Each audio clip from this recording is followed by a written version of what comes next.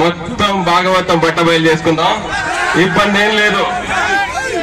ఇవాళ మన ఎమ్మెల్యే గారు చూస్తే నోరు ఇష్టం వచ్చినట్టు పేలడం మొదలవుతుంది. ఒక మర్యాద లేకుండా వాడు వీడు అని మాట్లాడుతున్నాడు. నువ్వెవడిరా నేను అడుగుతా, నువ్వు మాట్లాడతావా? మా మంచితనం అని నీకు ఇంత ముందు చెప్పా, మళ్ళీ చెప్తున్నా, మా నాన్నగారికి ఉన్నంత సహనం నాకు లేదు.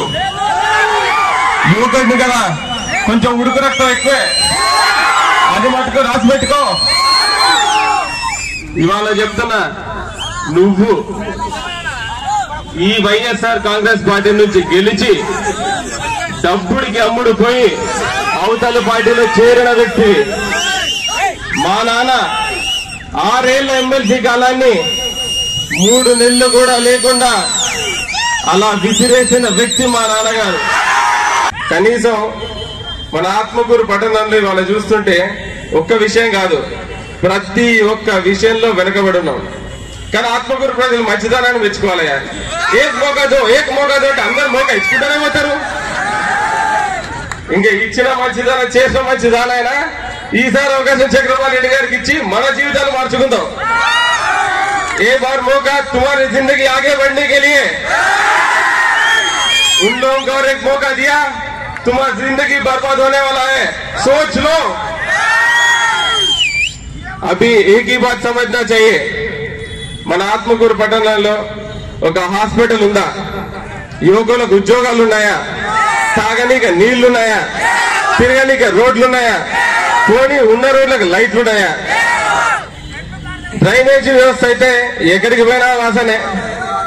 ఆయన ఇంట్లో సువాసన, మన ఇంటి ముందు వాసన. మన కర్మయ్య. ఈసారి మేము చెప్తున్నాం, ఖచ్చితంగా మా నాన్నగారు అందరూ మేనిఫెస్టో పెట్టుకుంటే ప్రత్యేకమైన మేనిఫెస్టో పెట్టుకుంటాడు. అది ఆత్మకూరు కోసమేనంట, ఎవరికి ఏడు ఆత్మకూరు కోసం. ఈసారి ఊరికి అందరు మాత్రం చెప్పే మాటలు కాదు, ప్రతి ఇంటి ముందు నల్లా వేస్తాం ఇవన్నీ కాదు. మేము ప్రతి ఇంటికి ట్యాప్ వేస్తాం అనేసరికి దానికి తగ్గట్టుగా సమ్మర్ స్టోరేజ్ ట్యాంక్ పెట్టి ప్రతి ఇంటికి కూడా నిరంతరాయంగా నీళ్లు అందించే బాధ్యత మా నాన్నగారు పెళ్ళైన వెంటనే తీసుకుంటారు. రేపు యువకులకి నేను ఒక హామీ ఇస్తున్నా, నువ్వు ముందే ఓకే చెప్పేదానికి. ప్రతి 6 నెలలకు ఒకసారి జాబ్ మేళా పెట్టి పిల్లలందరికీ ఉద్యోగాల అవకాశాలు ఇచ్చే అవకాశం నేను తీసుకుంటా.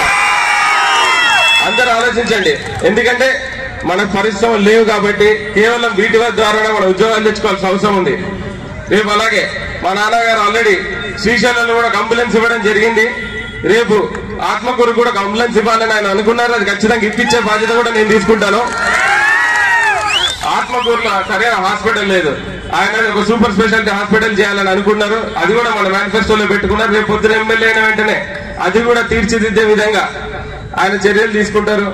ఆత్మకూరులోని రోడ్లు, డ్రైనేజ్, వాటర్ సమస్య, లైట్ల సమస్య, ఇట్లా అనేకమైన ఉన్నాయి.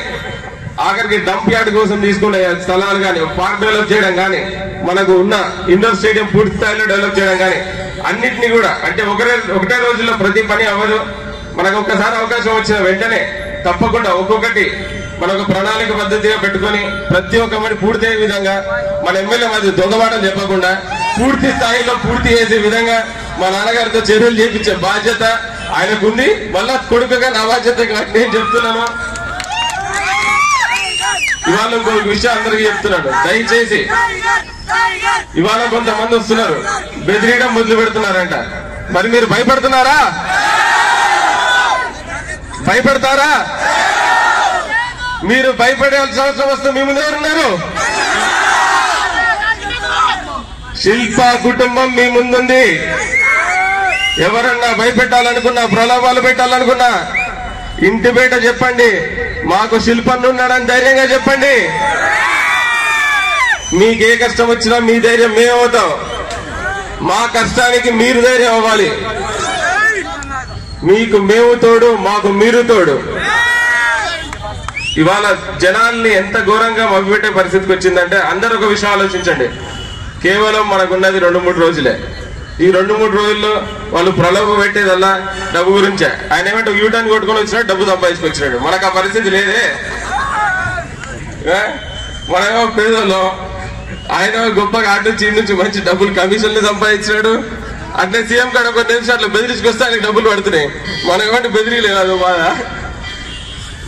అట్లా బెదిరించుకునే పాట అయితే మనకు డబ్బులు నిండు మనం జిమ్మిందో, మనకు ఆ డబ్బులు లేకపోయా. ఇవాళ ఆయన డబ్బు అహంకారంతోనే మన వాళ్ళని ప్రలోభ పెట్టడాలు ఇవన్నీ చేయడం జరుగుతుంది. దయచేసి ఒక్క విషయం ఆలోచించండి. ఈ 3-4 రోజుల్లో ఇచ్చేవేమి మన జీవితాన్ని బాగు చేయవు. రేపు మనల్ని బాగు చేసేదల్లా మన ఇంట్లో ఒక ఉద్యోగమో, మన ఇంట్లో మనకి ఇల్లు కట్టుకోవడానికి ఒక ఇదో, లేకపోతే మనకు ఒక ఇంట్లో ఆరోగ్యం బాగాలేని వాళ్ళకు పెన్షన్లో, ఇట్లాంటి మన జీవితాన్ని బాగు చేస్తాయి తప్పితే ఏవో 2-3 రోజులు వాళ్ళు ఇచ్చే ప్రలోభ పెట్టే డబ్బులు మనకి ఏంటికి అక్కడికి వాళ్ళు ఎంతే తెప్పిస్తారయ్యా. ఒక 8-10 వేయగలుగుతారా గొప్పగిస్తే? అంతకన్నా ఏమైనా పీకగలుగుతారా?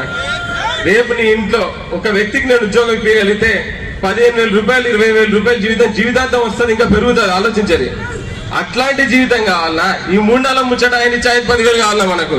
ఏంటిగా రాత్రి అయితే పొద్దున పోసుకోండి కదా, అంతే. దేనికి అక్కడికి కాదు. మళ్ళా ఆలోచించండి. ఇట్లాంటివి ప్రలోభాలు పెట్టి ఇవాళ ఇవాళ వీడియో చూసిన రాబ్బరా అని బ్రతనాడు కూడా మీకు కాలు పెట్టుకుని గుంజుకోలేకపోయినాడు. ఆయన్ని పూర్తి ఘోరమైన పరిస్థితికి వచ్చినాడు. అంటే జనాలు కూడా నమ్మే పరిస్థితిలో లేరని తెలిసిన, కానీ వాళ్ళకి అడగడం బాగా అలవాటు కాబట్టి, భుజగించడం బాగా అలవాటు కాబట్టి, మీ మంచితనం మరీ ఎక్కువ కాబట్టి ఇయ్యడం మానేసి ఈసారి కొంత ఆలోచించి మన భవిష్యత్తు బాటని ముందడుగేసుకునే విధంగా, మీ జీవితాన్ని మార్చుకునే విధంగా. ఎందుకంటే రేపొద్దున జగనన్న నవరత్నాలు అందరికీ తెలిసినట్టే.